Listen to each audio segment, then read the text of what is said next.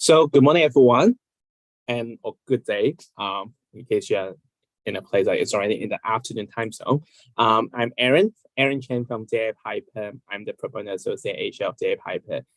Welcome to this section of the Access to Justice Exchange. And in this section, we will focus on the practical and ethical legal skills virtual training that we have provided to students in different countries in the Asia Pacific region.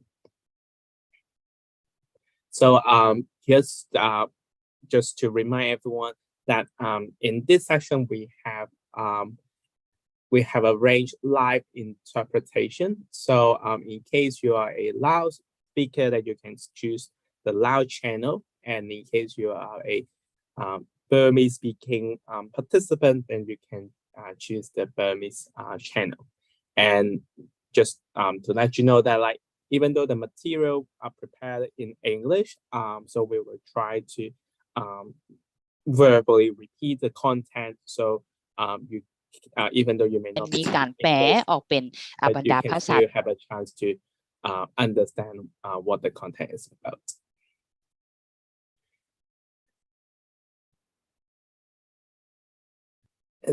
I see there's a comment in the chat box that there's no Laos. There's no Burmese channel. So just let me check once again. Yeah, I think there's a Burmese channel in the interpretation under the interpretation tag. So yes, that's great that like you can see it now. Thank you so much. To begin with, I need to let you know that like I will be the main speaker of this session. So I hope that you enjoy me and also enjoy the time that we have spent going to spend together. I'm the pro bono associate Asia of JA Piper. I've been based in Hong Kong. My main duty is to help JA Piper to manage our pro bono practice across Asia. We have 7 offices in total. And also we focus on a number of issues, including refugees and falsely displaced people issues. We care about victims of gender-based violence. And one thing we are also doing more and more is to on legal education work. We believe that that's an important duty on us to prepare the next generation of lawyers so they can who can understand the various issues, including rule of law, access to justice, and pro bono. So when they serve in their jurisdiction, they can also bring those concepts to their legal system. Yeah. So apart from being pro bono associate or managing the pro bono practice of the firm, I'm also a litigation lawyer. So I have some experience in representing asylum seekers and refugees in their matters, and also representing victims of sexual violence and sexual harassment to get remedies. So today we are going to talk about the practical and ethical skills course that we provide to students in different countries in the Asia Pacific region. So a little bit with the history. So we started this course in 2017, and since then we try to expand the coverage of the course and also try to do it in more and more countries. So we started with the University of South Pacific, where they have a lot of students coming from different Pacific islands, including Vanuatu, Fiji, the Solomon Islands, and Samoa. And in recent years, we're also trying to do it more often in Asia as well. So we have done a course with INASIL, the Indonesian Society of International Law, and we also just finished one in August with FASPICO, and also the Asian Law Student Association for the students in Myanmar and also other parts of Asia. So apart from working with NGOs clients or working with universities, in this program we also work with our commercial clients as well.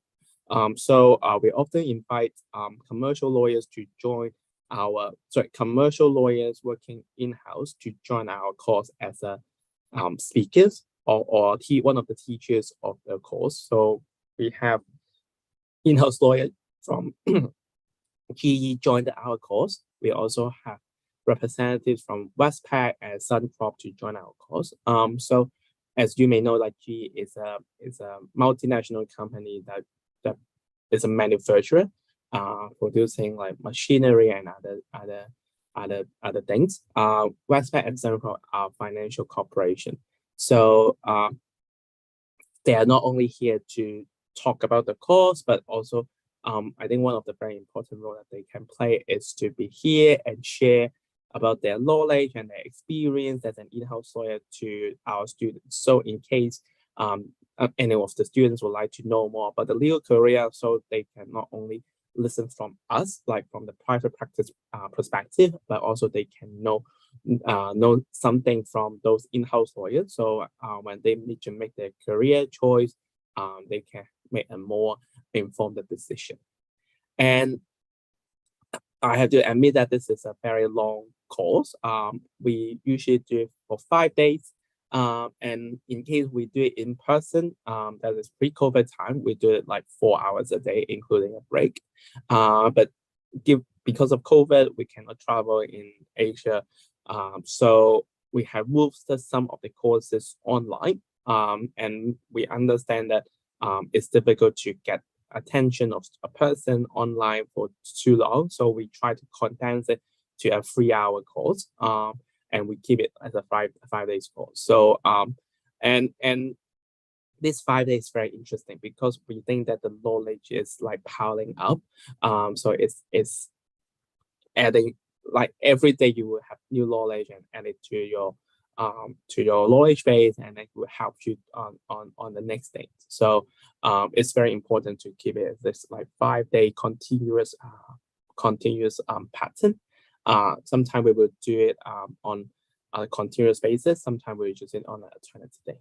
And because we do it virtually, so we use various like online resources, including like Zoom, SurveyMonkey, Slido, or Google Whiteboard to help us to deliver the course.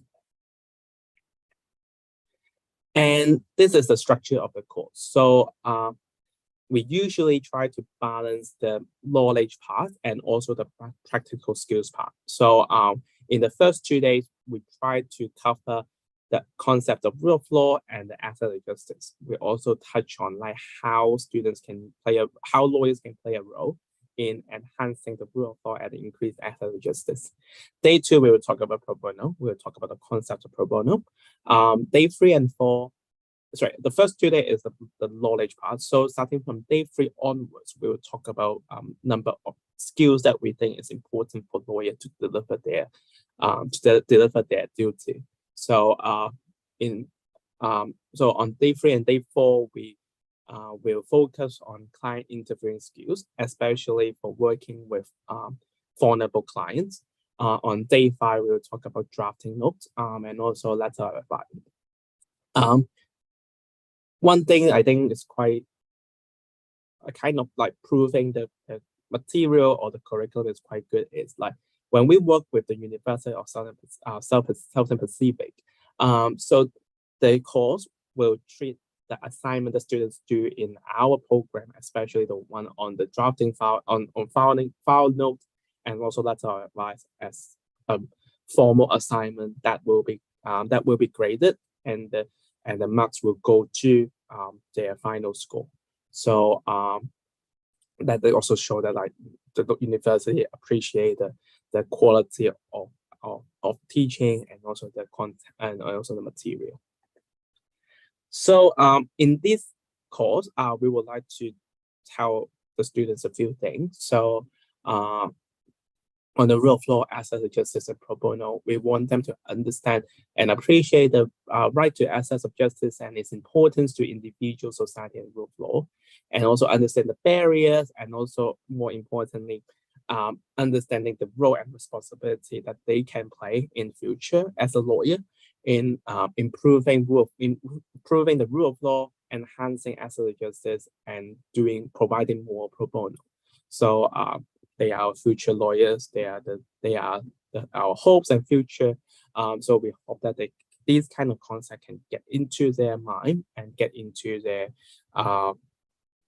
thinking. So when they plan their career, when they deliver their job, they will incorporate these concepts into their decision.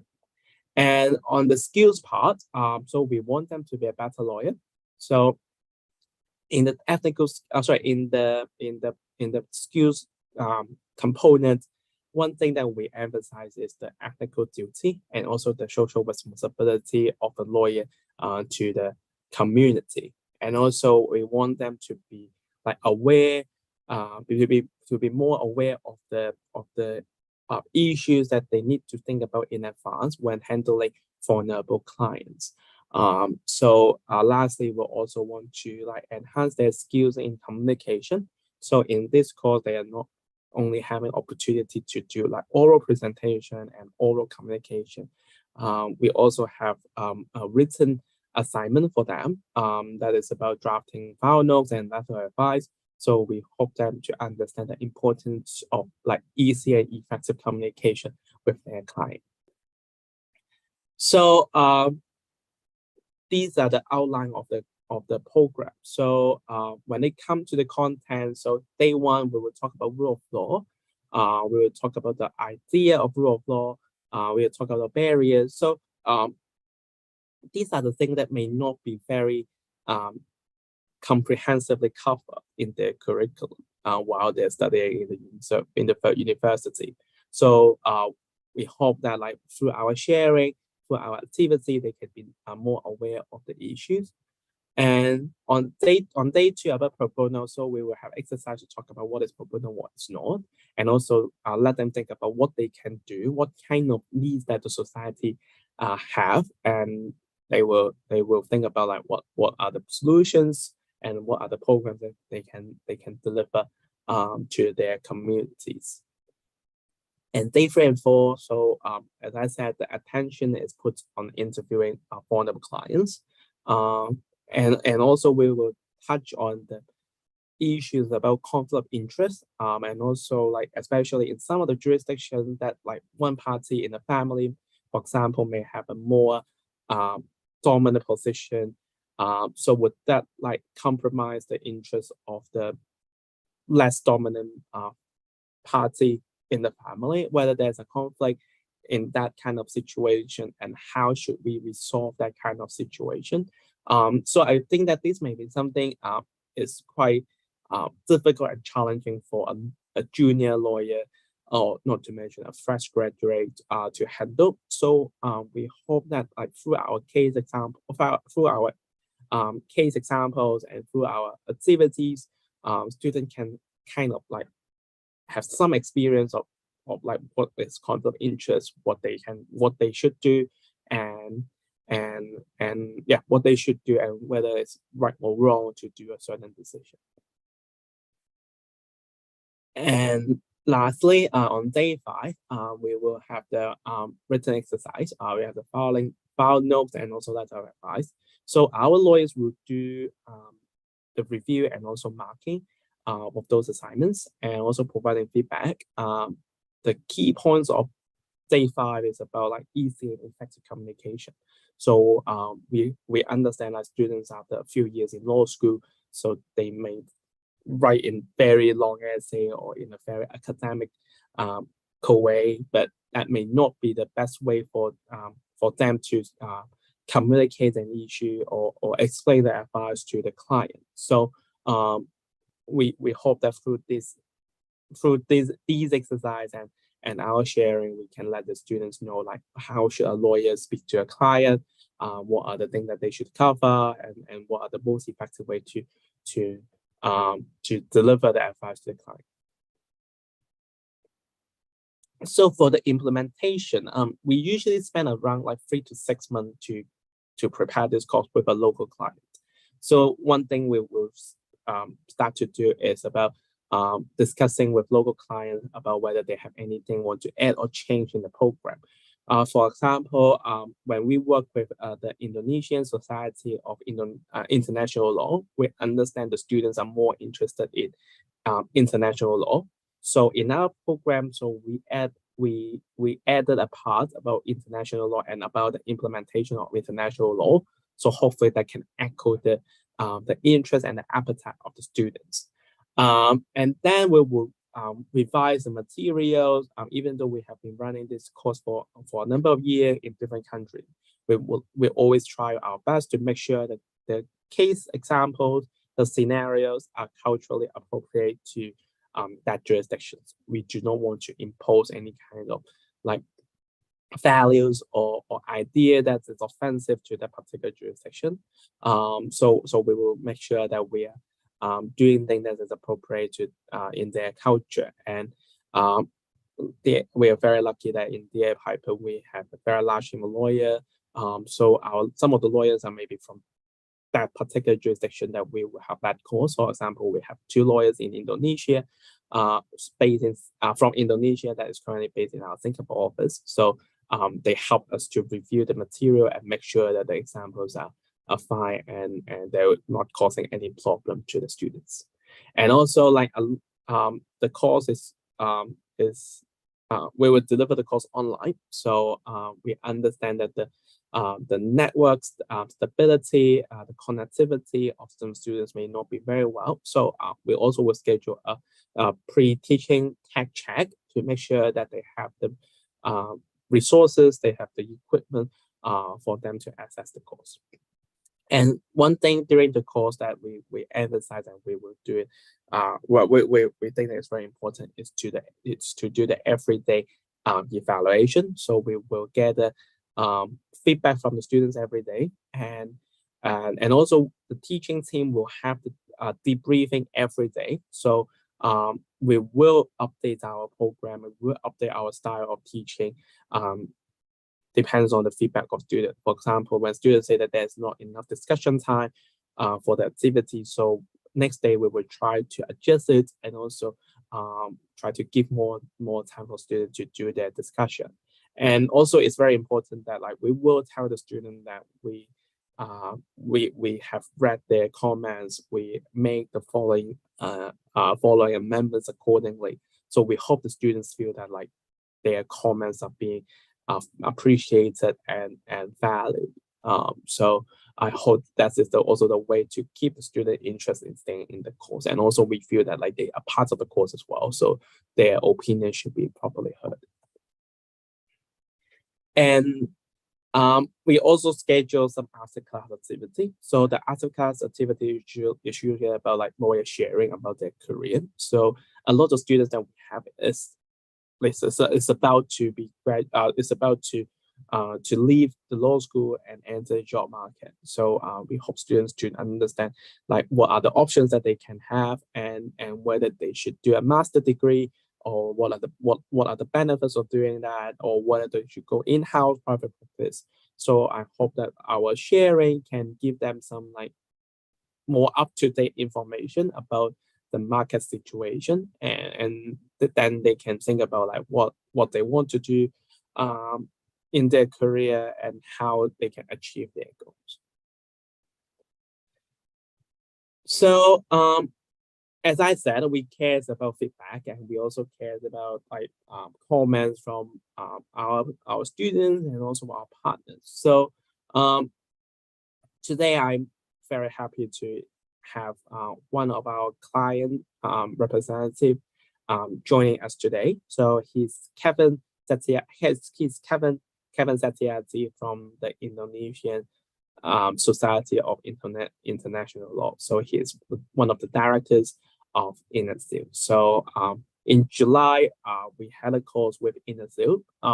It's a 5-day course with around like 30 students. So we will share some of the students' feedback later, but I think it's time to hear from Kevin and see how he thinks about our program from the co-organizer perspective. So Kevin, are you here?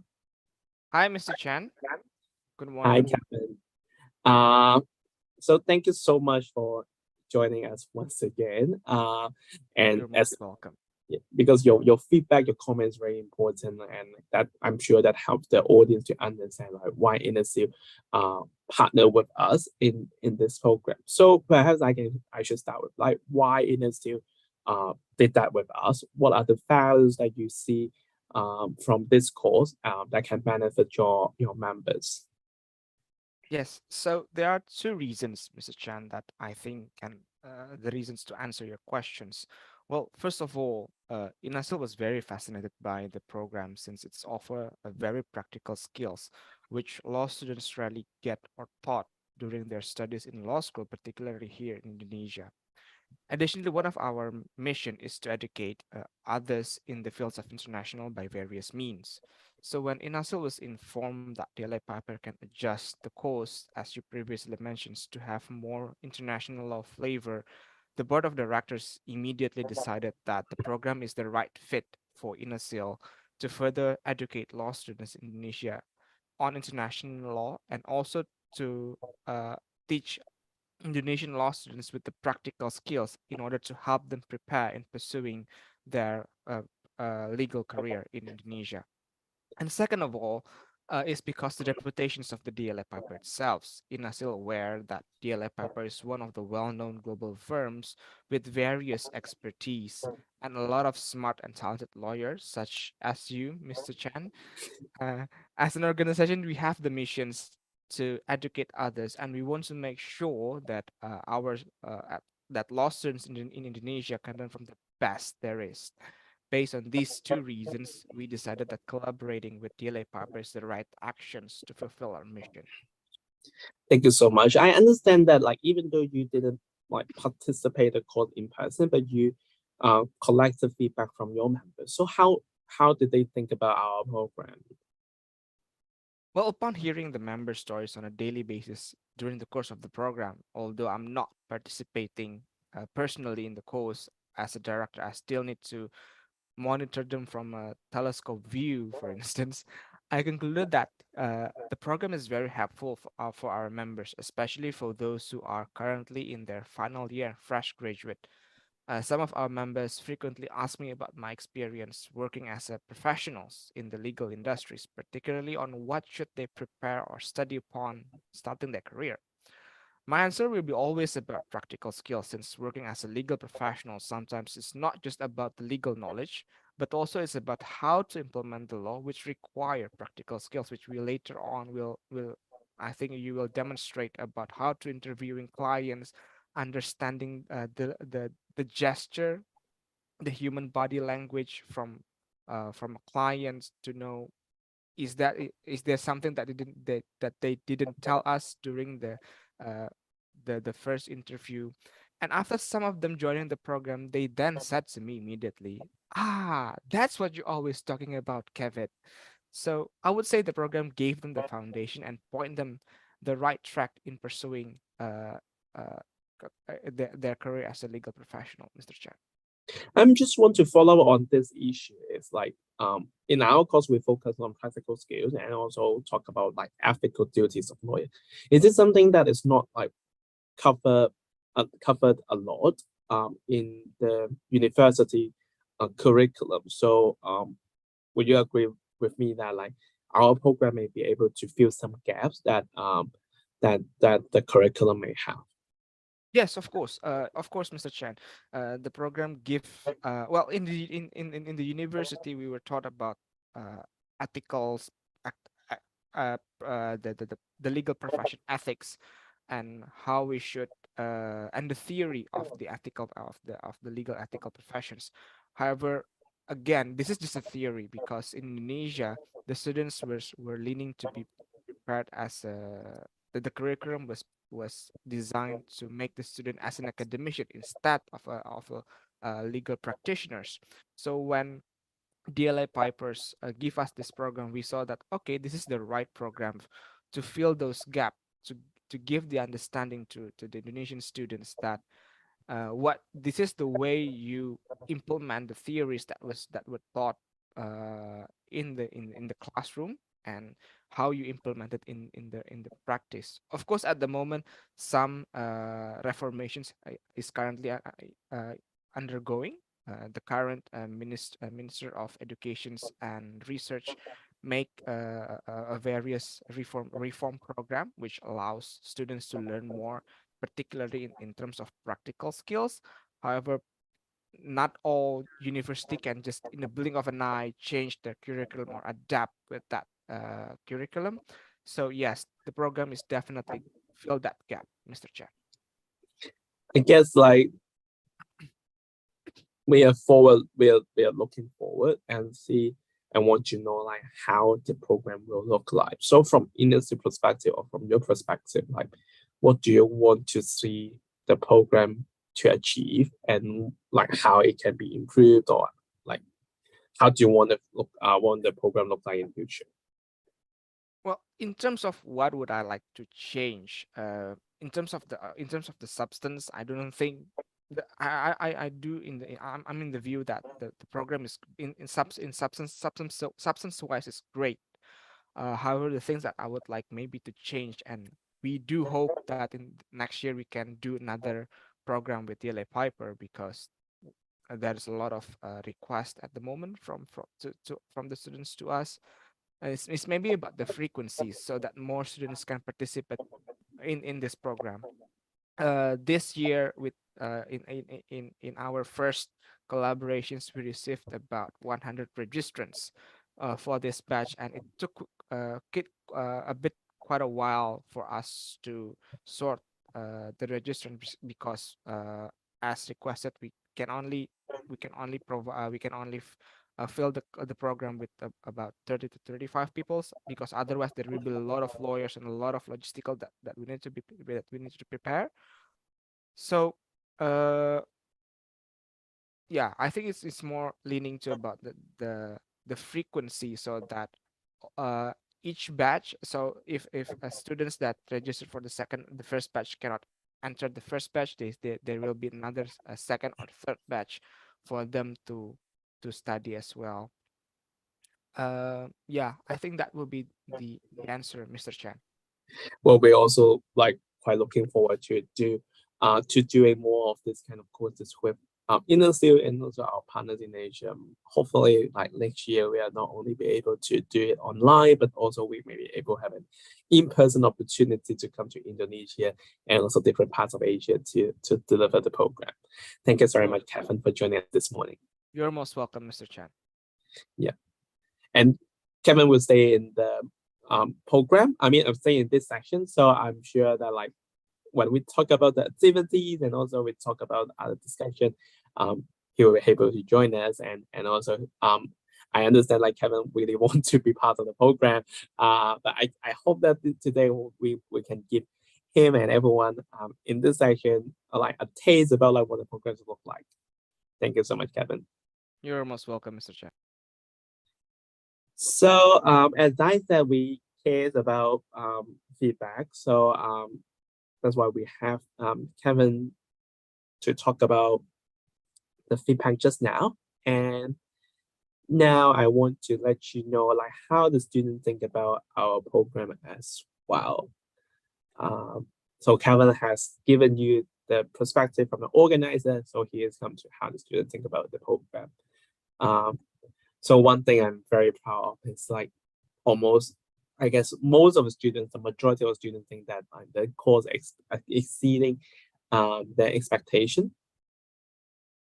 And the red bar is the before and the yellow bar is after. So you can see that in terms of the knowledge that they have in the issues about rule of law, asset justice, and pro bono, you can see there's a sharp increase after the program. So that also shows that our program help them to understand those concepts.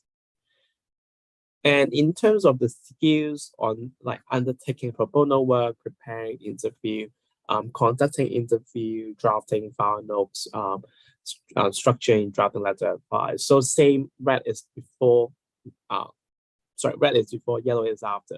So you can see that a lot of students think that they have gained the skills during the course. Some of the students, for example, how to undertake pro bono work, rate they have no, they are not skilled in this area before the program. So at least some of them feel that skilled after the program. And same in the drafting exercise, like file notes and letter advice. None of them feel themselves they're skilled. But like there's a lot of people feel that they are very confident in doing this after the course.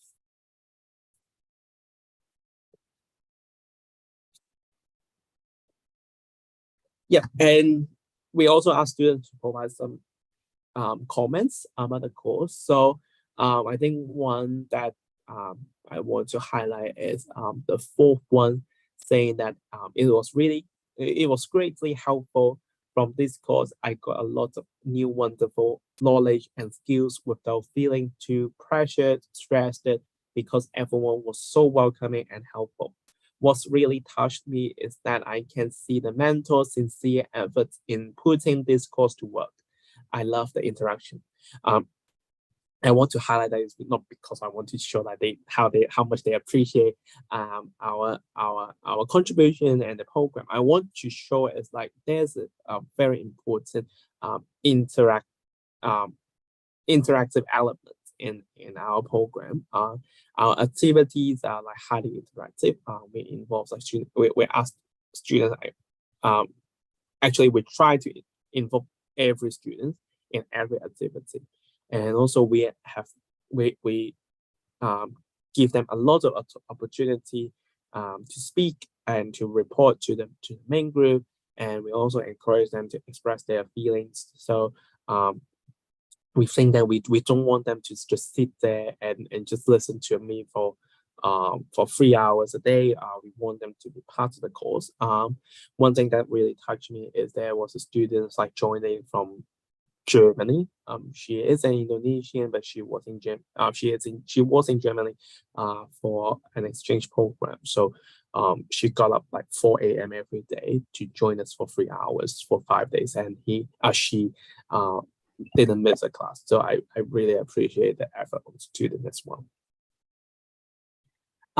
And in one of the objective of this course is to train more lawyers that are willing to provide pro bono service to their jurisdiction and to their community. So this slide shows you that like the majority of the students after the course are willing to be part of our free online pro bono network. My hope that can kind of opening the door and welcome them to do more pro bono work, like even when they graduate and work as a qualified lawyers.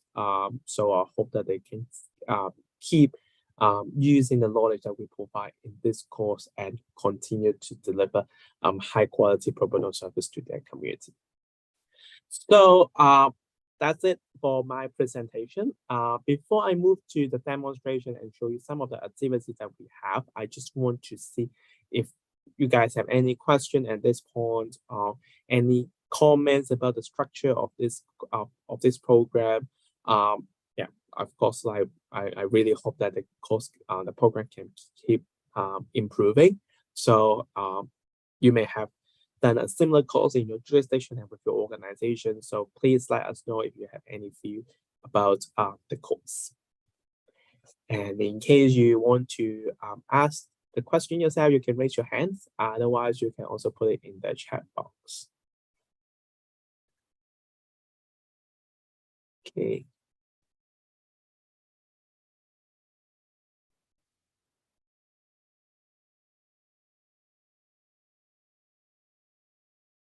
So I see that there's a Laos comment. So may I trouble the interpreter to repeat it in English?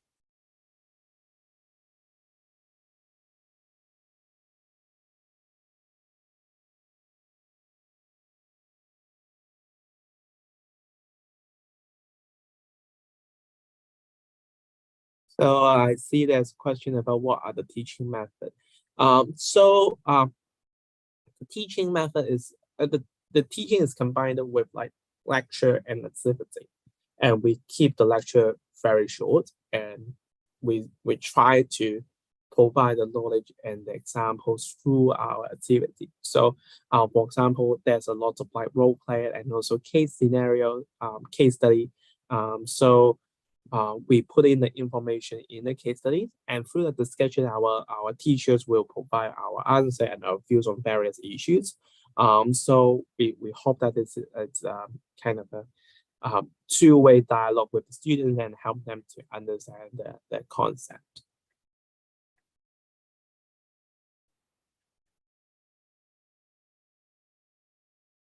Okay, so in case we do not have, sorry, I just also see there's a question about what are the challenges when you provide training to students. I guess one of the challenges that we have is always it's more like it's a hardware issue, internet connectivity.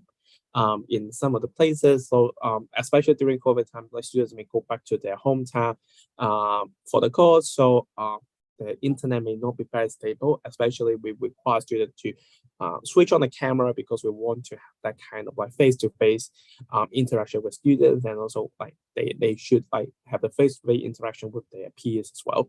So so sometimes with like the camera on and also with the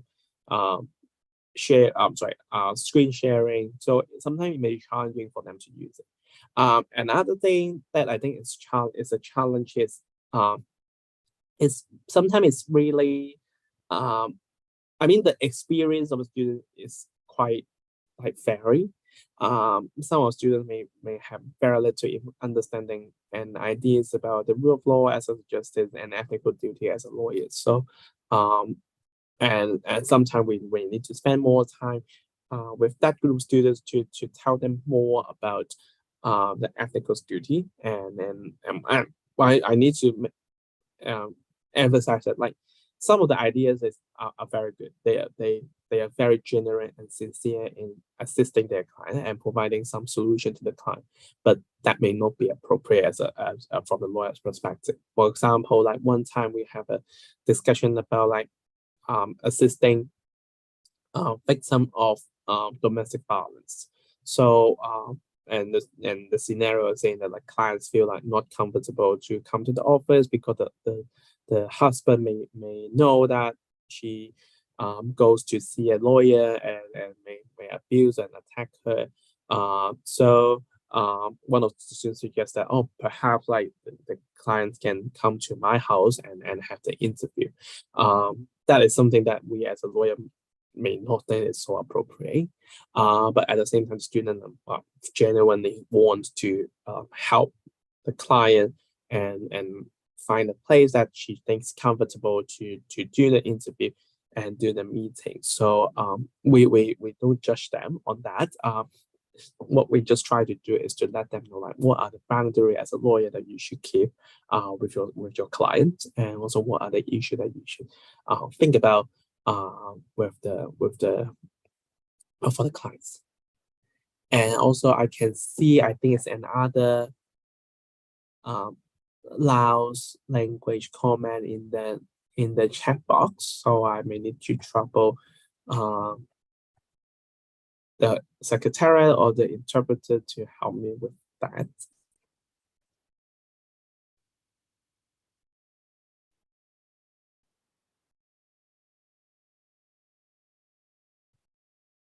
Just checking. Can someone help me with Mr. Bang Nam comment from the chat box?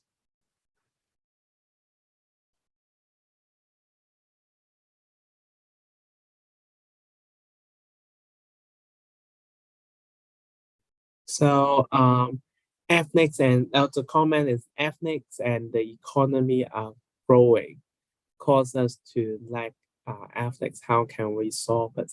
Well, I guess that is a very important issue, and also that's usually why the conflicts creates. What we want to tell the student is like ethnic is very important as a lawyer. It's kind of your foundation, your bottom line that you cannot compromise. And we also emphasize on ethical duties of lawyers and lawyers' ethics, because like we think that like if we want to play a role to improve the rule of law and enhance ethical justice in that jurisdiction, we need to get the trust from the people. And in order to build the trust, then we need to provide our service in a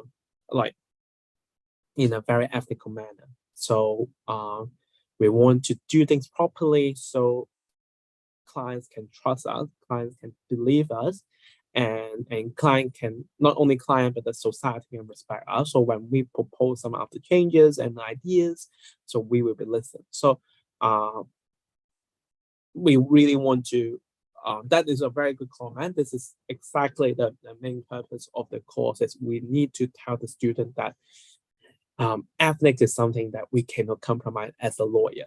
You definitely need to defend it, and also stay in it very defend it like firmly. So that's what we will do. And also in some of the activities that we have, that we will also touch on that issue as well.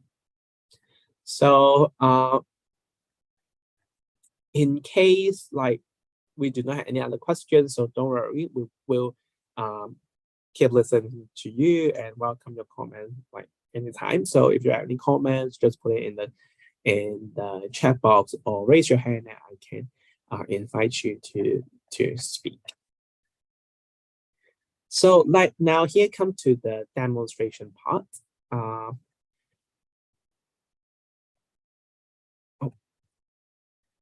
Yeah, so the first activity what we want to do is about our entering skills exercise. So through this interview, through teaching students interviewing skills, we also include some like ethical teaching in our program as well. So perhaps we trouble the secretary to play part one of the video, so the audience can listen and join our discussion afterwards. Thank you.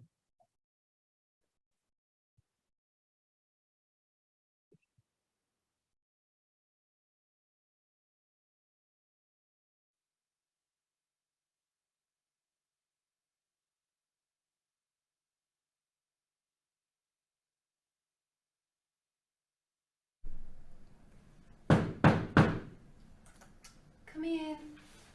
Hi. Hi. Michael. Lovely to meet you. Good Please job. take a seat. Michael Mouse. Come, quick. This is costing us money. Hi. It's my wife, Minnie. Lovely to meet you too. Please take a seat. My name's Nisha. Nisha. Really Good to nice see to meet you. you. Good to see you. Well, this is a sort of a very short one, and it's all pretty straightforward. Minnie, the wife, she's a bit lucky because her aunt died, and died pretty recently. I'm really sorry to hear that. And Minnie, I'm really yeah. sorry to hear that. yeah, well, she didn't do much in her life, so nobody misses her much. But nevertheless, she did the right thing and left the house to Minnie. So that's just been left to Minnie? Yeah, it's just been left to Minnie, but you know, we're married, and it's sort of both of us, isn't it? That's the way the law is these days, and we're going to sell the property really quickly. So we just need your advice about selling the property. I've got a business which, with COVID and everything going on at the moment, needs a fresh injection of capital. So we're going to take the proceeds out of the sale of the house and put it into the business, and life will go on nice and smoothly again. So how quickly could you get that done? Thanks so much for explaining the situation to me. That's really, really helpful. I just thought, Minnie, how do you feel about selling the house? Is that something that you want to do? Yeah. Okay. Yeah.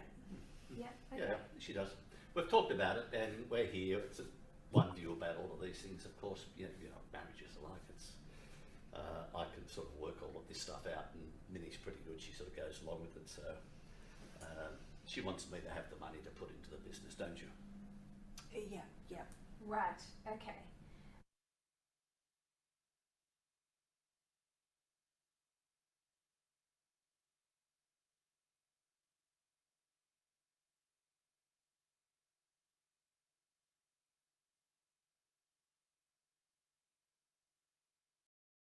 Okay, thank you so much. So in that video, what you can see is the husband and wife arrive at the pro bono lawyer's office.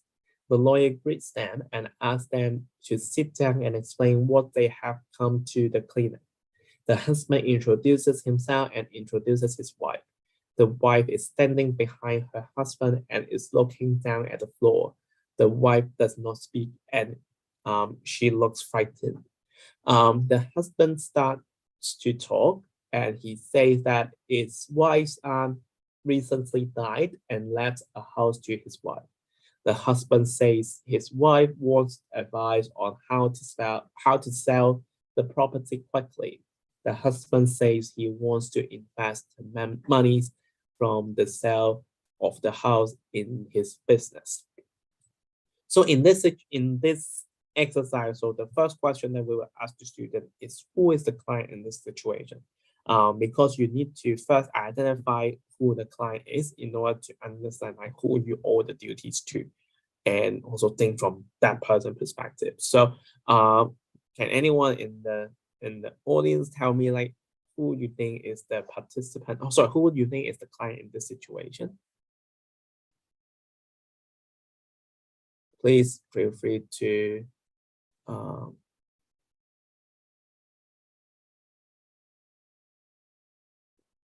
please feel free to shout out in case you have an answer.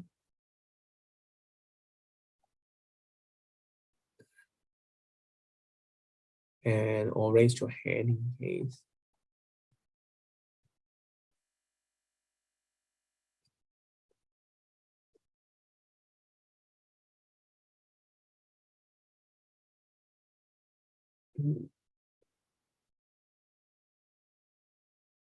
And in case we do not see a volunteer, then I will just give it the answer. So in this situation, we want students to understand that like the wife is the client. So when the lawyers need to think about the ethical duty to the client, so she should think from the wife perspective. She should consider the wife interest because she is a client. So that would kind of change like how the lawyer should think in the situation. So for part two, the question, we are what ethical issues may arise here and what should a lawyer do in this situation? So can anyone help me with that? I just want to let those like from Laos or from Myanmar, if you want to ask a question, like don't worry, you can speak in your own language. We have interpreter helping us as well.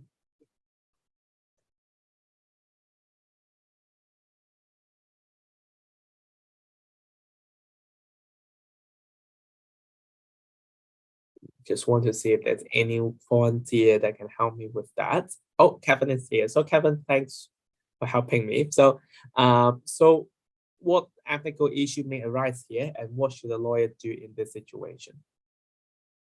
Well, upon seeing the video, I think the ethical issue that may arise is how we can dig more information from the wife and how the lawyer should uh, uh, separate the husband and the wife so we can uh, ask more information, seeing the body language of the wife.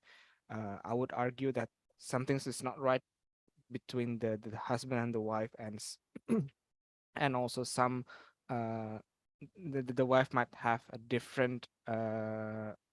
uh, different interests and different wishes with regards to the house. So I think the ethical issue would be uh, how we can ask more and how we should separate the husband and the wife. Yeah, I think that's a very good answer. That is a conflict of interest between the wife and the husband. And as you said, that we may not be able to hear from the wife clearly about what she wants about this matter. And it's true that we should think about a way to separate them so we can try to take instructions from the wife and give advice to her and plan the matter ahead. So thank you so much for that. So yes, so you can see that this is how we run this exercise. We want to have this kind of discussion with students. We also show them the video and have this kind of discussion and let them know like how we think about those issues, and also hear from them about how they think about the issues and how about the solutions, and also we will comment whether it's a good way to do that. So we proceed to part 2. So Secretary, would you mind to share the video part 2 with everyone?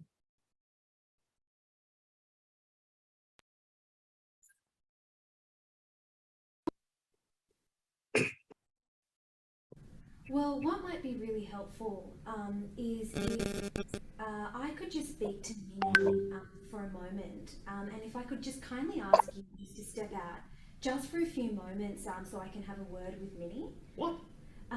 So just to explain briefly, Oh, we're here together. I fully We're married. appreciate, yes, This is like fully appreciate this that is you're like here the together. family inheritance. Absolutely appreciate. And Minnie really doesn't understand much about this stuff, so that's why I really have to sort of just be here, don't I? I appreciate that. It's really great that you came in together. I'm really happy to see you together. But I also have a responsibility to speak to you individually in relation to this matter. So can I kindly ask you? I've never had that from a lawyer before. We've done lots of things with lawyers. They've never sort of split us up like this. This just creates tension in a family situation. Absolutely not.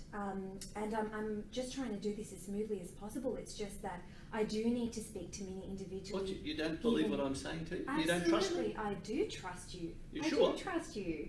And I understand everything that you're saying. It's just that with Minnie, given the property's been left to her, I have a duty as a lawyer just to have a word with her individually. That's all.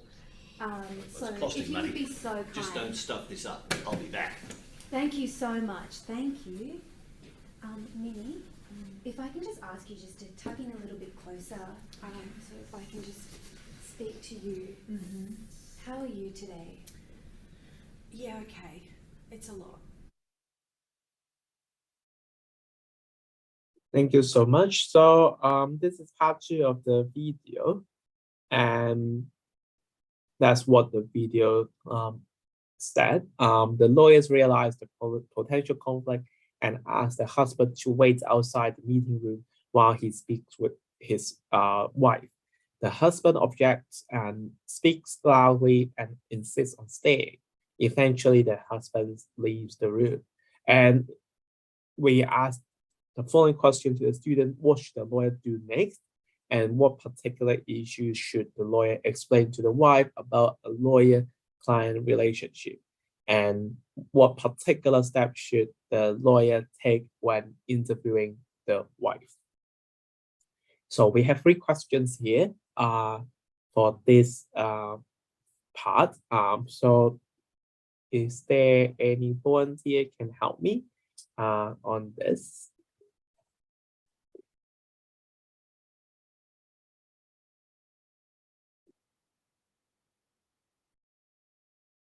Yeah, don't be shy. This is very interactive as like what the question look like. So please let me know like what you think about these questions.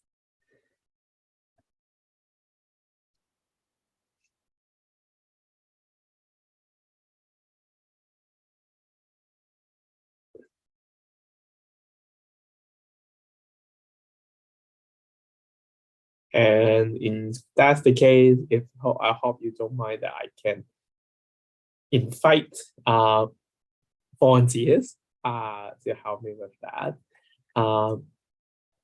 So let me see. Perhaps is it possible to invite Mr.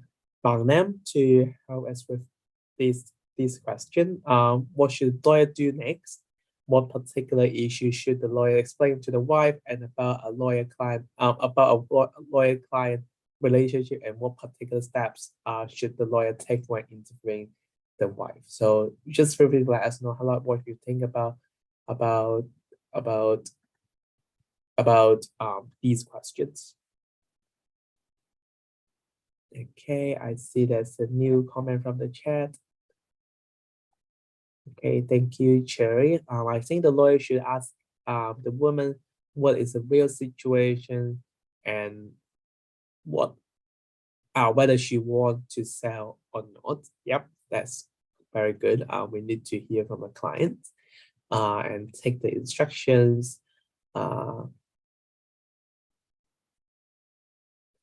Yeah, that's great. Anything else? Any other comment about this question?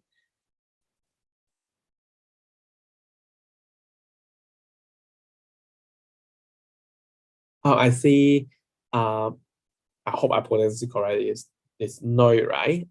From audience raised her hand. So, yeah, can you answer the question? Are you on mute at the moment?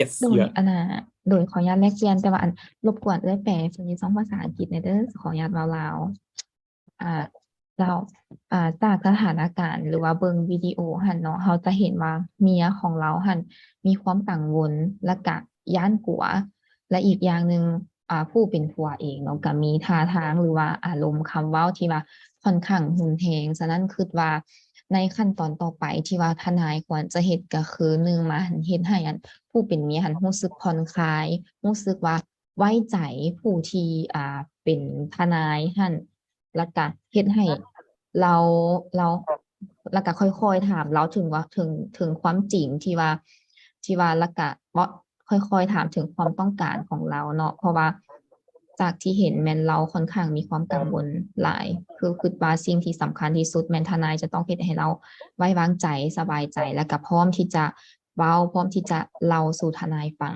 เจ้าขอบใจ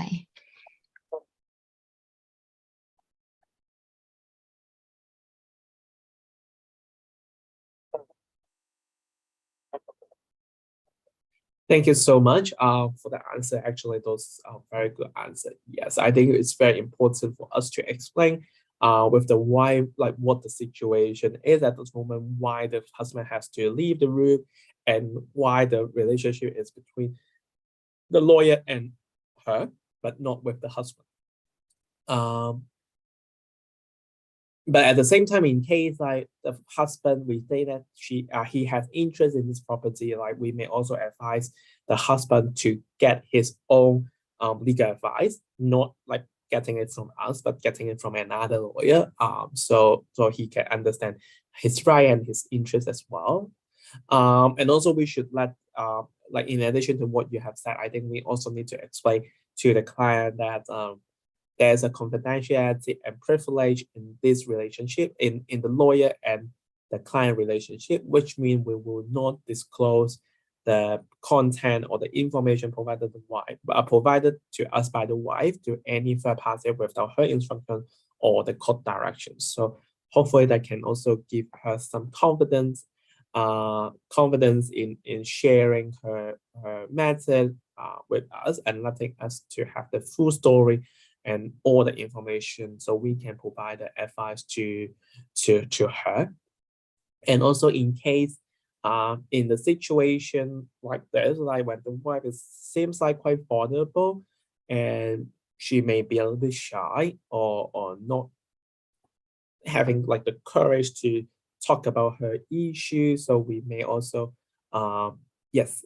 take special steps to do that. For example, explain in simple language, like speak slowly and keep checking with her, see if she understands the content and also be aware of her emotion. Like she may be very nervous and anxious at this point. So we may need to show some empathy to the client and also show some patience to her so she can feel that she is in a very comfortable condition to tell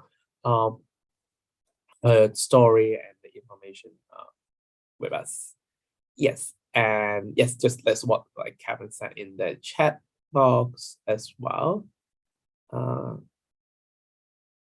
Yes, that's true. That also we can perhaps like this may not be the best time to do the meeting, so we may just schedule a separate time to meet the wife. So So that may be very true. That so the husband will not need to like think about like why I am in the room with his wife for so long, whether we have talked about a lot of things. So perhaps we may schedule a separate time just with the wife, and she can like bring like the information documents to us so we can have the full picture as well.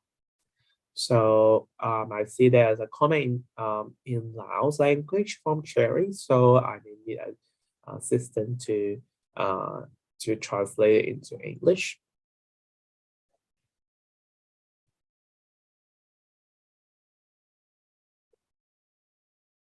Or otherwise, we can move on to part 3 of the exercise. So, Secretary, please show the video, part 3 of the video. Yeah, so your husband just explained to me that there has been a property that's been left to you from your aunt.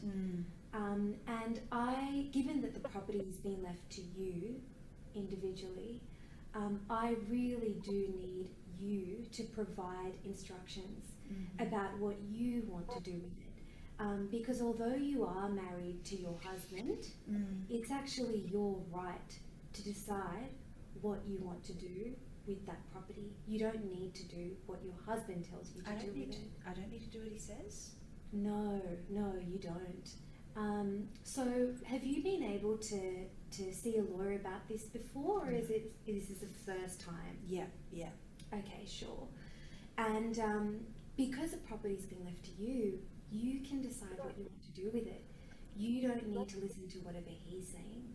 And so my responsibility as a lawyer is actually to ask you what you want to do with it, and not just follow what your husband's saying.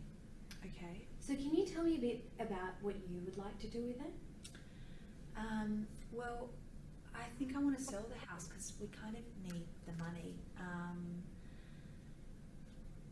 Yeah, and I'm happy for the money to go into his business, I guess, but I just want to make sure that I've got, I guess, a little bit of money myself and maybe for our children. Yeah. So do you, so you don't think that all the money should go into your husband's business? No, I don't. And I think, I guess it would be good to sell it at some point, but maybe the house, I don't know how much it's valued. Like, I don't know, I don't really understand anything. And like, I was given these documents about the house, which I can't understand. Do you have those documents? They're at home. Okay, so maybe we can arrange for a time when I can see those documents. But will my husband have to come? So is there a chance that you're able to come and see me without your husband at all? Maybe. Okay, well, I can be really flexible. Okay. And we can try and find a time that works for you. Okay, and you won't tell him? I definitely won't tell him. Okay. Because I have a duty to you. You're also my individual client. Mm-hmm. So I have a duty to you to make sure that I keep what we talk about private and confidential. But what happens if you tell me something like not to sell the house, because that's what is the best thing to do? How do I then tell my husband that you've told me not to sell the house, but he wants to sell the house? So as a lawyer, my responsibility isn't to tell you what to do with the house. That is fully your decision to make. It's 100% your decision. And it's not a decision that you have to make straight away. You can think about it, and you can tell me, and you can instruct me and say, this is what I want to do with the house. I want to sell it, I want to keep it. I need the papers, the real estate agent's on the phone. Okay, look, I think we're going to need to go. I'm sorry about that interruption. That's all right, it happens all the time. That's okay, your husband can wait outside, because I've clearly explained to him that I need to speak to you individually, so don't be stressed about that, don't be worried about that. We have got stuff outside there. He'll make sure they don't come in. He doesn't come in. But the most important thing is for you to really think about what you want to do with the house, and come and see me with those documents, and we can see if we can implement what you want to do. Okay. I'm going to need to think about when the time is to. Yeah. But yeah, I think I just need to go now. But I'll call you. Maybe. Yes, call me, and you can tell me when you can come in. Okay. Even if it's last minute, I'll make myself available. Okay. In case you have an opportunity to come outside, which you might not have been able to plan before. Yeah. Okay. And I'll bring the papers. There's a whole lot of them, but I can't understand them. That's okay. Okay. I can help you understand them. Okay. And we can work through those papers. Okay. All right. Well, look, it's been good to talk to you. Nice to talk to you too. So yeah, I'll come back to you. Okay. Wonderful. Thank you for coming in. Thanks. Really nice to speak to you. Bye.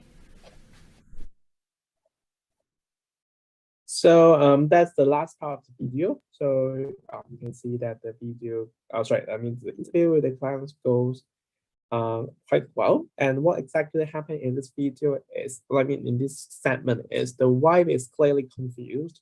She is unsure whether to sell the house, but she wants some of the money to go to her and her children. She has a lot of documents about the house which she doesn't understand.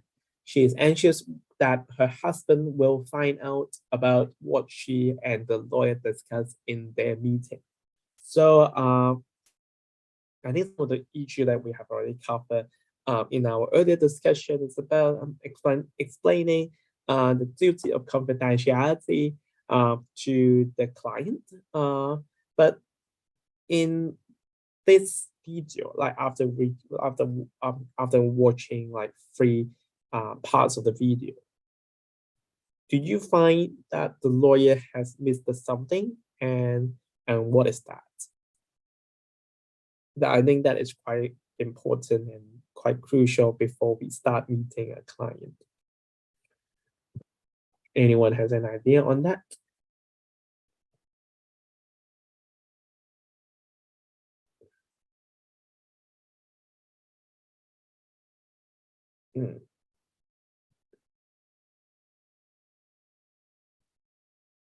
Well, perhaps let me give you guys the answer. So we think that what is missing is explaining in the engagement letter, and also having the client to sign an engagement letter before start providing legal advice. So engagement agreement is very important. That is the backbone of the lawyer and client relationship.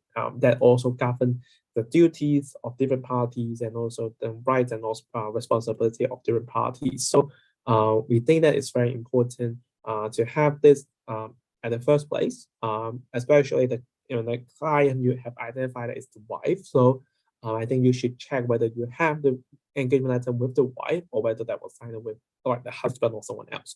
So you need to be very careful about that. Cherry, you have raised your hand. So what do you want to add to this? Yeah, but I will say in Lao. You can. Yes.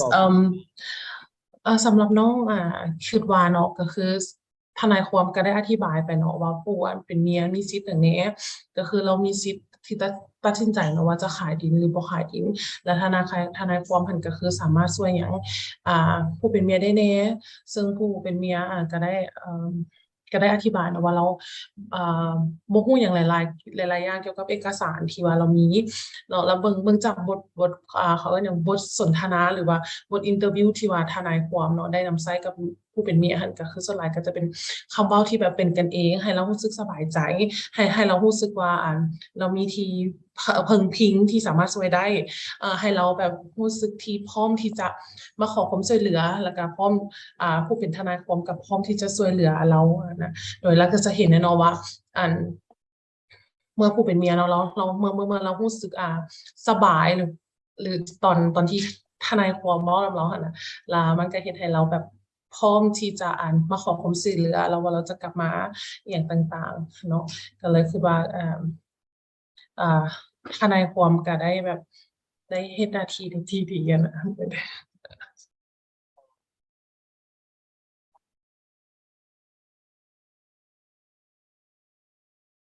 Thank you so much, Ariel. That's exactly what I want to cover next. So when it comes to the skills that we want the students to be aware of, and also to to get from this course is like how to interview vulnerable clients. And in this video, what we want to emphasize is to like showing empathy and understanding the situation of the client. So when the client is quite vulnerable and is quite confused, so very important to speak slowly to the client, and also using simple language, and also checking whether the wife whether the wife understood the advice given, and also the discussion.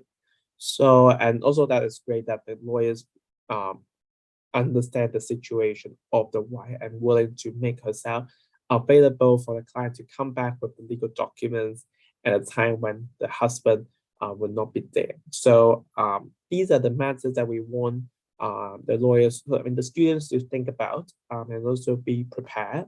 So in case they get into the job market and work in the profession, and then that kind of situation happen to him or her, so they can have some like kind of experience or expectation about like what they should do in this kind of situation. So lastly, it's about is there anything that we will recommend to the interviewer? So I will say perhaps we can see if I guess it's more on about like understanding the need and the situation of the client, of the wife. I guess like we need to check, see if she is comfortable about the environment, and perhaps she may also need some like preliminary advice. Like for example, like she said she has a lot of documents. She don't know how to read those documents, so we may need to guide the clients about like what kind of documents are relevant, or what are important, what are the important documents, or what are the key documents that she must have, because like clients may not know like which document is important, which is not. So we may be able to help her to find out the right document, or perhaps just encourage her to bring everything to you, but make sure that she has the key one with her. So that's one thing. And also whether in some of the situation we may need to think about whether there's a time sensitivity, whether there's a deadline that is like set by the law or the court that we must meet in order to take certain actions. So the client may feel confused, but at the same time, like she may need to aware of the like time pressure in some of the cases, whether there's a limitation period for her to launch the case. So that's also how the client to have a full picture about like what she can do and what she should do as well. Just on that, any other suggestion about the interview? So I see there's a loud comment in the chat box. So that would be great if someone can help me with that.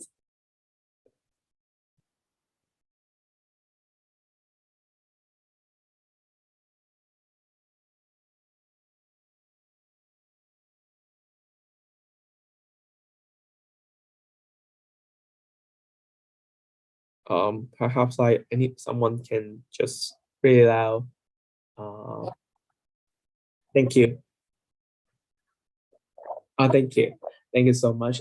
So the comment is, notice that the lawyer makes the client more confident and the wife can decide by herself whether to sell or not. Yes, that's very important. Like I feel that like, yes, as a lawyer, we understand like client is the person making the final decision on a lot of things. And also she needs to have like full understanding about like where the case is going to. So definitely we need to empower the client and give her the confidence to work in this case with us. And also we need to help her in making the decision. So yes, so in our interviewing skills exercise, we also like will touch on this, and also like let lawyers know why it's important to be very careful when interviewing vulnerable clients, and also what are the issues they need to be aware of, like empowering the class is definitely one thing like we should add and we should cover in the program as well. Okay, so like that is activity 1. So just want to see if any of you have any ideas about, comments about this activity, like how this is how we try to tell students about the interviewing skills. And maybe you have done a similar program in your country with your organization. Not sure if that's also the similar way that you deliver this kind of training. But in case like you have done it in a different way, I really appreciate you can share with everyone about how you do that and what are the what are the emphasis that you have and what are the main thing that you wish to cover in your program or even in our program, in our activity. Do you see like we have a sufficient coverage, or do you think there's something missing that you would like us to add? So please feel free to raise your hand or put your comment in the chat box. We really want to follow your brain and improve our program. So please help us on that.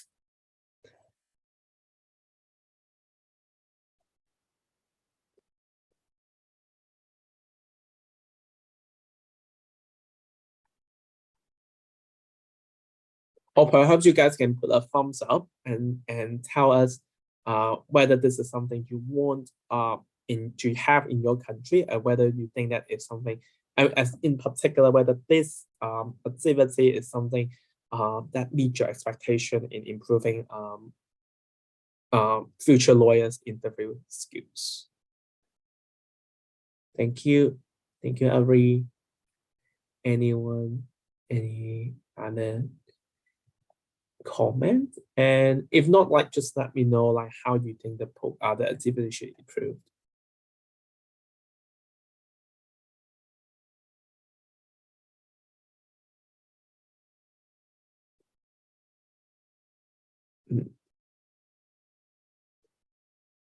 Let me assume that my activity is really good. And I see Lloyd has raised your hand, so Lloyd, please go ahead. You're on mute once again. Yeah, thanks. โดยขออนุญาตแลกเปลี่ยนอีกเทื่อหนึงเนาะคือแบบซิโคเฮาเองเนาะก็มี CLE ที่ว่าเฮ็ดคล้ายๆกันเป็นการฝึกอบรมเรื่องทักษะของการสัมภาษณ์ลูกความให้แก่นักศึกษาเนาะโดยที่ว่าเวลาที่เฮาฝึกอบรมแล้วเฮาสิมุ่งเน้นฝึกให้นักศึกษาว่านักศึกษาควรที่จะให้ลูกความหันมีสิทธิ์ตัดสินใจ 100% บ่แม่นว่า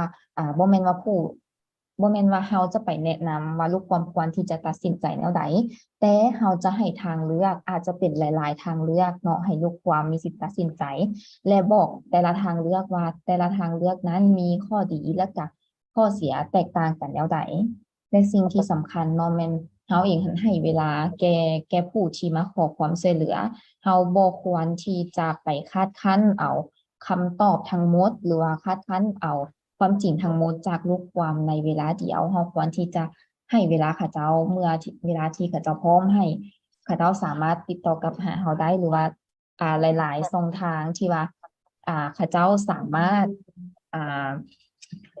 ติดต่อเฮากลับได้หลายช่องทางเนาะแล้วก็เรื่องสถานที่เองก็เป็นสิ่งสำคัญเนาะว่าเวลาที่ว่าลูกความเข้ามาขอการช่วยเหลือนำเฮาควรที่จะเลือกสถานที่ที่ว่าเงียบแล้วก็บ่มีผู้อื่นอยู่นำเพื่อให้ลูกความเองมีความสบายใจและก็มีความมั่นใจต่อตัวทนายความและก็พร้อมที่จะเล่าเหตุการณ์ต่างๆให้เฮาฟังเนาะอันนี้ก็จะเป็นกิจกรรมเล็กๆน้อยๆที่อาจจะคล้ายๆคือของแอรอนได้เฮ็ดไปเนาะ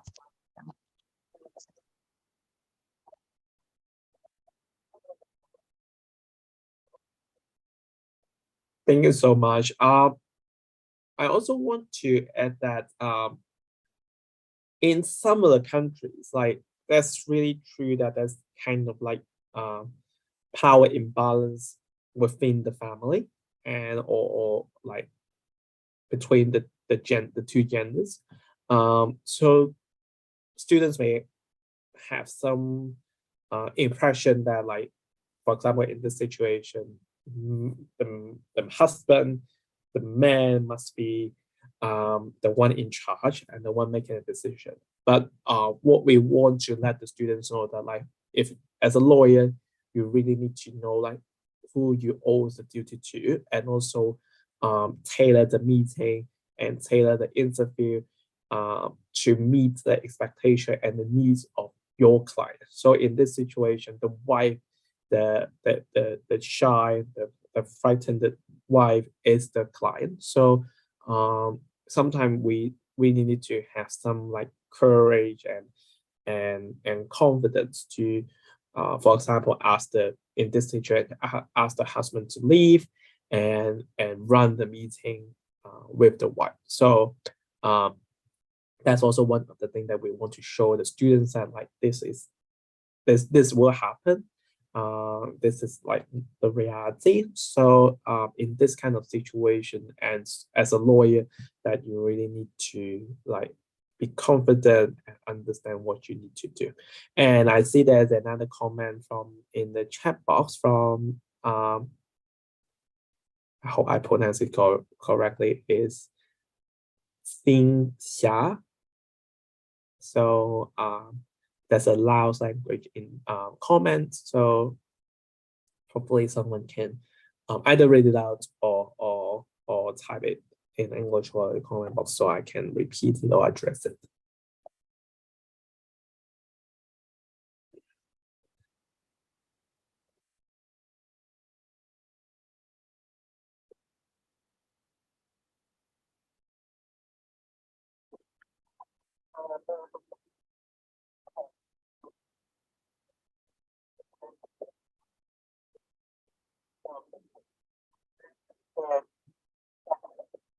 Thank you. So what we want to let the students know that we think the students like have the legal knowledge to be the lawyer. So we think that the student may not have this practical experience, and I think like through exposing yourself in more this kind of situation, once you have seen those situations, then you know like what you should react. So when it happens in reality, that you will be more confident and also be more prepared to do that. So we always think that it's because of lack of experience that making student does not have that level of confidence to deliver the duty as a lawyer. So that's why in these programs, so we want to put in more and more case scenario, case studies, and also we kind of like guide them to think about the solutions in advance before they enter the profession and be part of the be one of the lawyers in that jurisdiction. So I think the case studies, the scenario that we have in our program is some like very common situations, and that is going to happen in their career sometime. So I hope that like through this kind of like a preview of the reality can help them to build the confidence in telling in running the meeting. And of course, like we always want the student to understand who he or she owes the duty to. So the lawyer owes the duty to the client, and the duties include providing the accurate and honest opinion on the issue. That is the duty of the lawyer. So we will also tell them breaking the worst news is also one of the duty of the lawyer to the client, so the client can get prepared and respond accordingly. And also not only like breaking the bad news, but also like perhaps like helping the client to think about like different outcome that may happen, so they can also get themselves prepared as well. It's also very important. So yeah, so we hope that like this kind of like preview of the reality can help the students to mentally prepared to do their job, like no matter it's providing advice or telling explain the seriousness of the issue to the client. So I hope that this is how we can achieve. That's what we can achieve in the program. Thank you.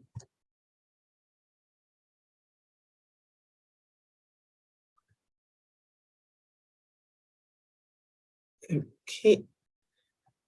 So in case we do not have any question or comments at this point, so I guess I will just briefly go through with you what we do what we also do in this program and in other parts of the in the course. So one thing, I understand that this is the asset justice exchange. So we want to tell you that in our program, we also put a lot of attention on telling people, on educating students, like the importance of asset justice and the rule of law, and help them to think about like their role and contribution that they can make to the jurisdiction on those issues. So for example, we have different case scenario asking students to think about what are the barriers and also what are the solutions that they can produce to their client. So for example, in this scenario, we have the case of Mitchell. He is from Indonesia and speaks the local dialect. There is no legal aid office in his community, and he works as a cleaner at the island's only resort, and he has a disability that prevents him from working more than 3 days a week, and he cannot travel a long distance. So one day while he was working, he injured himself, and the injury means that he cannot work for over a month, and therefore he cannot pay his rent.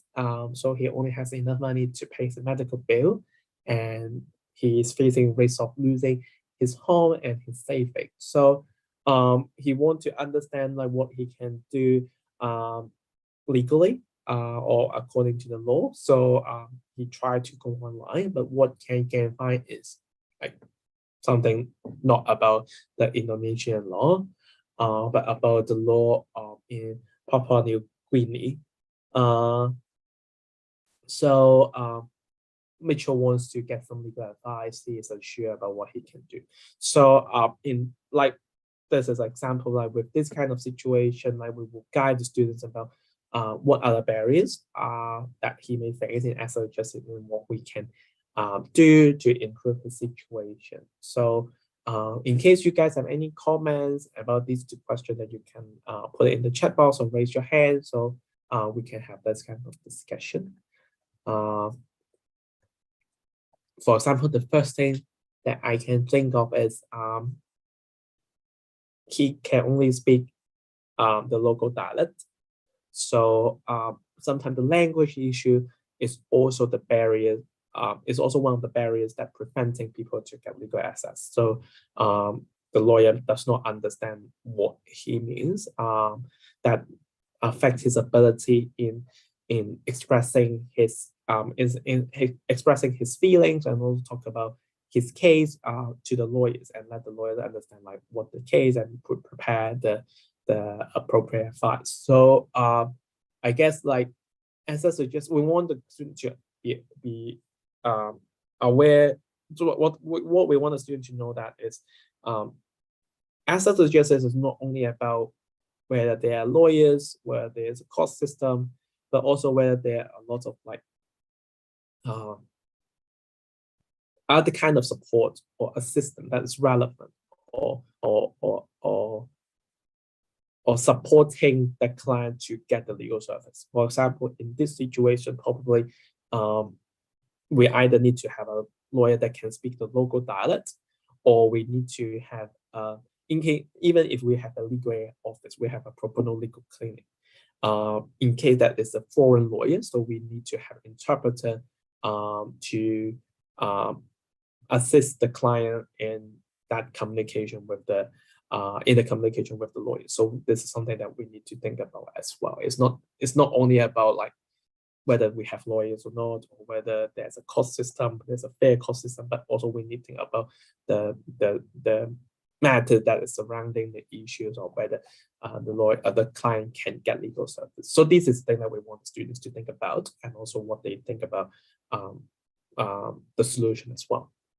So another thing that I will point out to the student is like the cleaner working at the island's only resort. So so assuming that there's a very significant imbalance of power. So one person, like probably that organization is the only is the only resort in the country in that island. So assuming that he is a large employer and also a large business in that place. So compared to a cleaner who may not have a lot of financial may not have a lot of money or financial resources. So we need to make sure that like there is lawyer that can represent the cleaner in a conflict-free situation. So that is not because like that resort may have already engaged a lot of lawyers on a lot of commercial issues.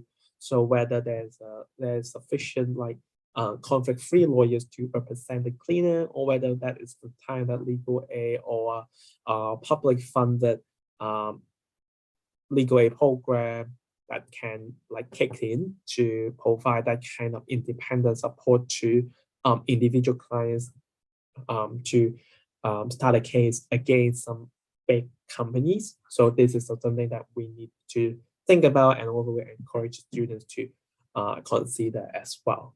So just these are the things that we would like the students to think about and propose. So just want to check in case you guys also have other ideas about this situation, like what barriers that the client face in accessing the legal service, and also what could be done to assist him to access justice in situation like this.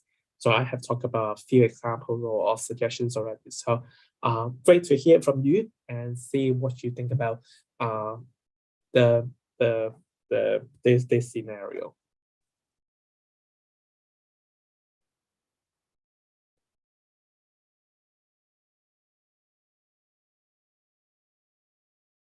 I guess perhaps I can put the question in another way.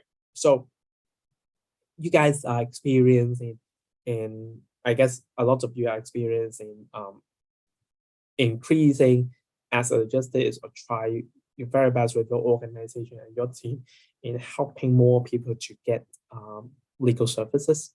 So perhaps I can put the question in another way as what do you want us to tell the students about like increasing access to justice?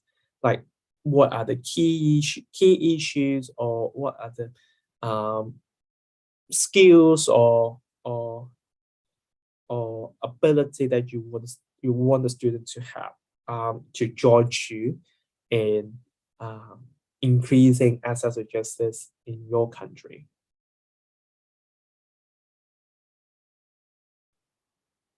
Well, I will say that one thing I want the student to get out of this course is like really try to understand the needs of the client and also the needs of the marginalized community, and think from their perspectives about what they need, what they should have.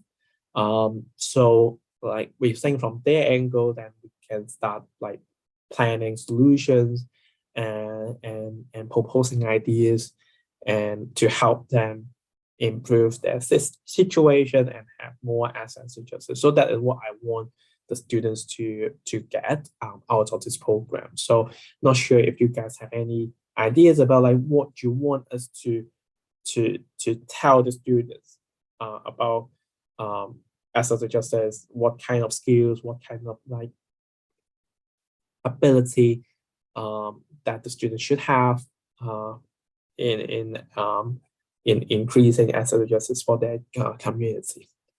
So happy to hear your comments and your suggestions.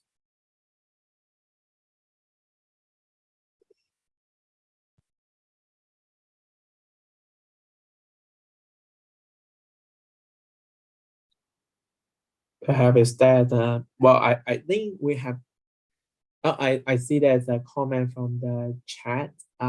So can someone help me with that? And also we think I think that like we haven't heard from a participant from Myanmar. So perhaps the Burmese participant can also let us know like what they think, and also what suggestions that they have to our program. Oh, okay, Cherry. I see that you have raised your hand. So what do you want to add? No. Oh, I would like to say in last. Okay. No worries. สำหรับบาเรียของมิเซลเนาะคือว่าสิ่งหนึ่งก็คือเป็นด้านภาษาเนาะเพราะว่าเราเป็นภาษาเพื่อนบ้านของเราเนาะอย่างหนึ่งก็คือของการช่วยเหลือหรือว่าผู้ให้การช่วยเหลือของเรานี่บ่มีอยู่บนใกล้ๆเราแล้วนอกจากนี้เนาะการเดินทางเนาะเราก็บ่สามารถเดินทางไกลได้เนาะเพราะว่าเราเป็นผู้ที่มีทางด้านพิการอย่างหนึ่งเนาะและอีกอย่างหนึ่งก็คือรู้สึกว่าการช่วยเหลือมันยังบ่ทั่วถึงเนาะอย่างที่เห็นคือห้องการช่วยเหลือก็บ่มีแล้วบัดนี้เสิร์ชทางอินเทอร์เน็ตเนาะก็คือมันก็ยังบ่ได้มีข้อมูลหลายเฮ็ดให้เราแบบบ่ฮู้ว่าจะเฮ็ดแนวใดดีหยังต่างๆเนาะซึ่งก็คือขาดก็คือการช่วยเหลือมันยังบ่ทั่วถึงเท่าที่ควรสำหรับอันนี้แม่นสิ่งท้าทายของมิเชล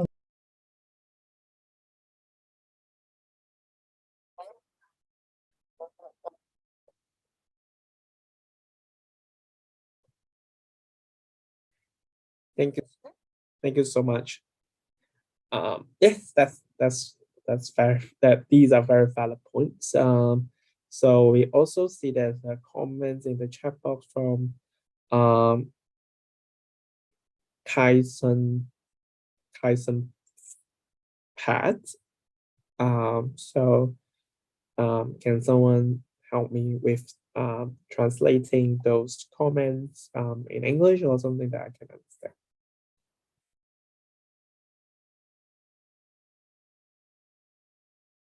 Or even if we can trouble the interpreter, just read it out, it's very good as well. Okay, yes, one of the thing identified is the language barrier. So and the next, what is the second one?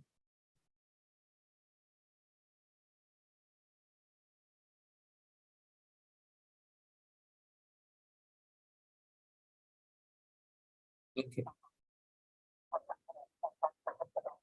Oh, I see.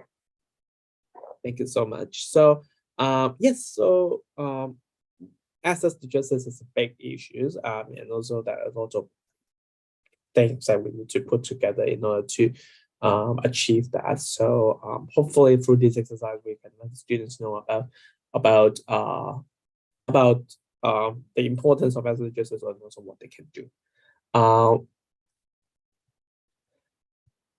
I guess I'm not sure we can do that, but I wish to make a try. That is another thing we want the student to think about, not only as a lawyer, but also like from a more like macro perspective, like from a very like bird eye view about the situation, about access to justice. So sometimes we challenge the student to think about, to imagine himself to be the minister for justice in their countries, and ask them like what are the policy and programs that he or she will fund as the head, one of the like top officials in the government, and implement as part of the government efforts to achieve access to justice in the country. So we would like the students to not only talk about something at the like micro level, like at the personal individual level, but think about things on the top and think about any social change. So I'm challenging everyone same exercise. Like you can see there's a Slido code.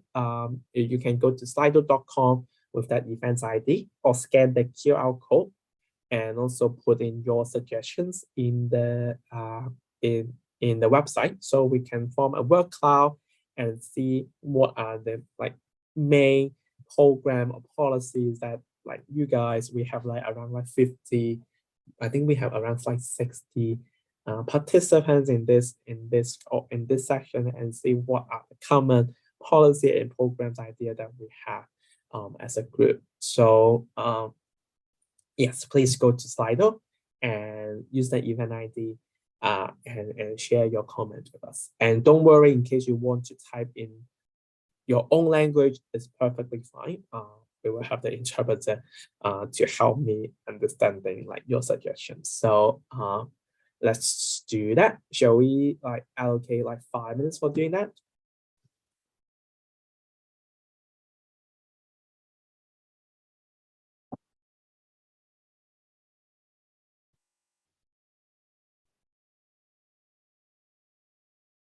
Oops.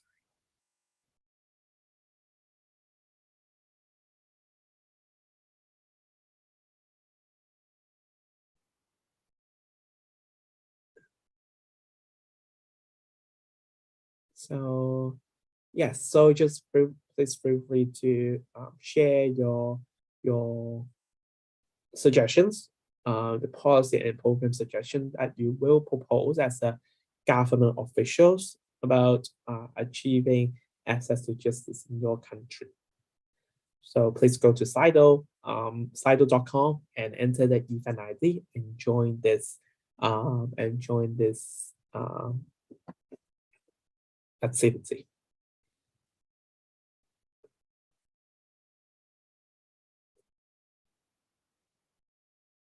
Yeah, I can see the first comment already. So please keep it coming.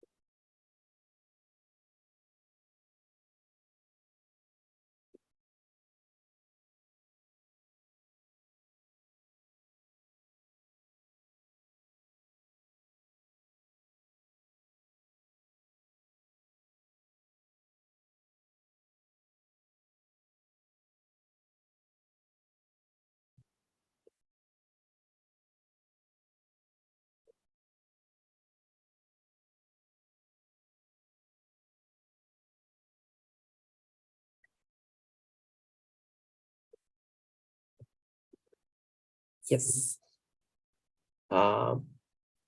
In case you guys have problem in accessing Slido, you can also put your suggestion in the chat box. So we can also talk about this as well.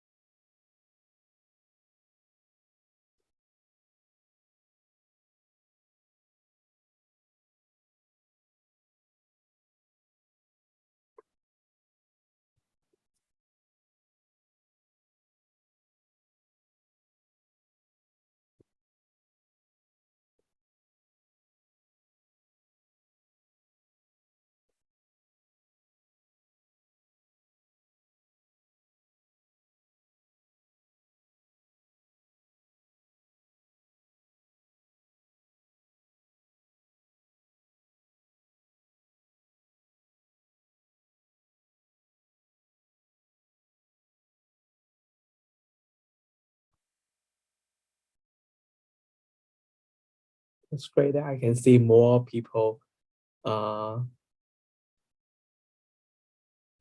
sharing their suggestions. So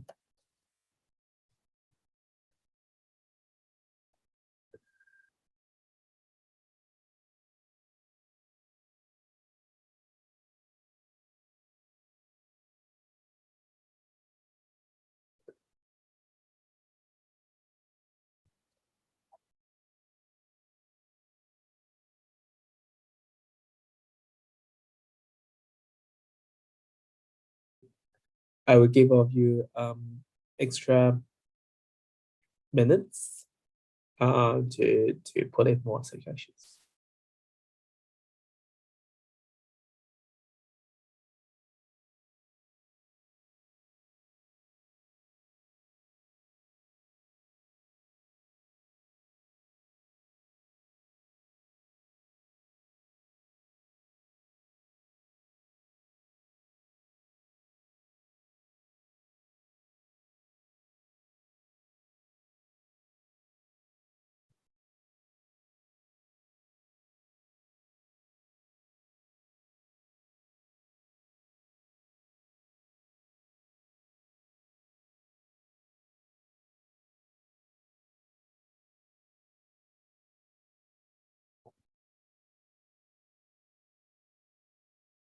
Well, I can see a lot of good suggestions, interesting suggestions. So,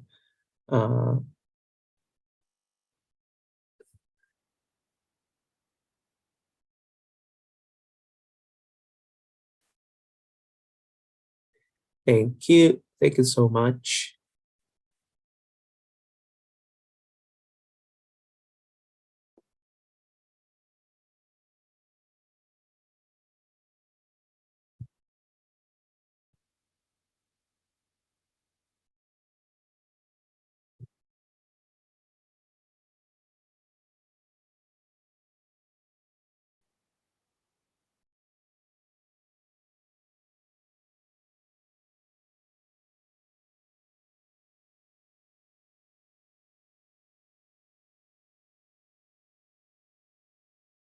Yeah, I can see the perhaps we wait for the last 3 participants to finish typing, then we can share the result.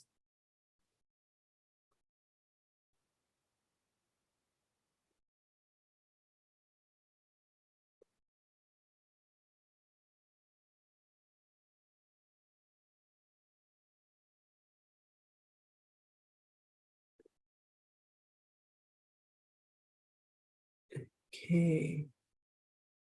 Thank you so much. Thank you so much for participating in this activity. So let's see what people think about as a government officials to implement of fund as part of the government effort to achieve absolute justice. So yes, a lot of people think about disseminate the law, which is about like telling more people about the law and also offering more legal education. I can see that like do a community check, promote more volunteers. I guess that go hand in hand with like increasing the pro bono commitment, like for example, making it compulsory for all lawyers to do pro bono hours.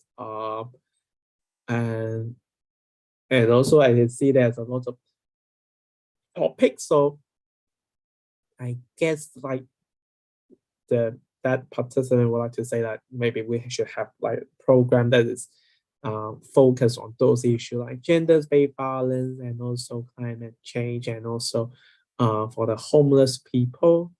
And a lot of you think about like it's also similar on education, legal education, but this time not using the traditional means, but also using video or other mobile legal services to enhance access justice. I guess like the mobile legal service is really has a huge potential in Southeast Asia and also in South Asia as well. In light of the high penetration of mobile phone and also the development of the mobile network in the region. So definitely there's a potential on using like mobile phone or other devices to provide legal service to people perhaps in the not in the rural area, not in the city where they have limited access to like in-person meeting with lawyers. So yeah, thank you so much. These are very good comments and suggestions. Okay, so I hope that I can give you like through these activities, I have given you an overview about what a lawyers can do, and also what we expect the students to learn from us, no matter in terms of the skill and also in terms of the understanding of the access to justice, and also in terms of understanding like what the roles that they can play as a lawyer when they enter the legal profession. I just noticed that we have Mr. Lai Bo from Laos comment that I have not addressed, so perhaps I should trouble the interpreter to read it out, what Mr. Lai Bo said.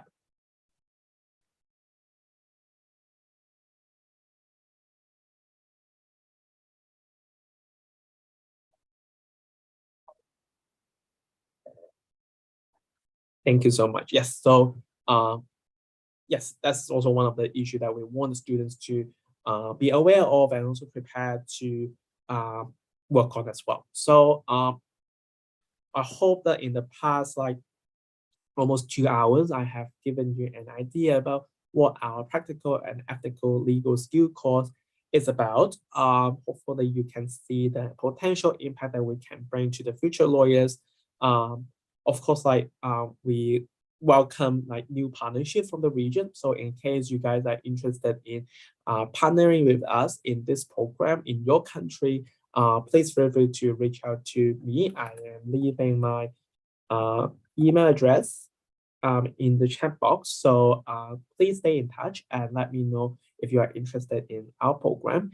And even if you are not working with us, but I also hope that you can also think about running similar program for future lawyers, passing on the skills and knowledge that you have, not only on the lawyering skills on like traditional legal issues, but also let them know more about the importance of rule of law, access to justice, pro bono, and working with vulnerable clients. So we definitely need more people to join us to provide pro bono services and also work on improving the rule of law and access to justice in different countries. So I hope that this our sharing can help you or assist you in developing your own program as well. So just want to check in case anyone have any final thoughts or final question that I can address.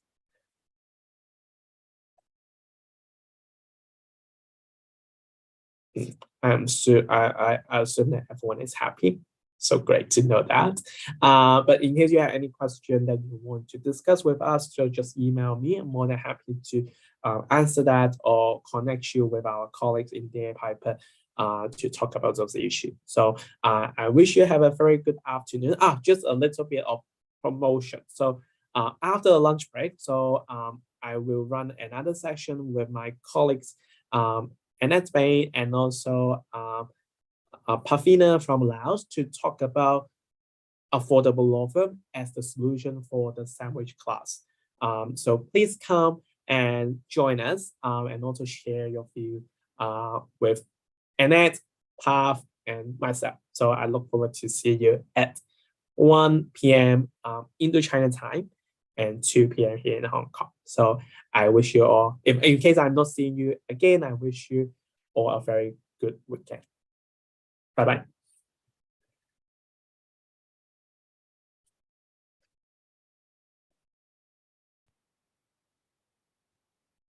Oh, one thing I should remind that is there's a magic word for asset justice, just asset to justice exchange as well.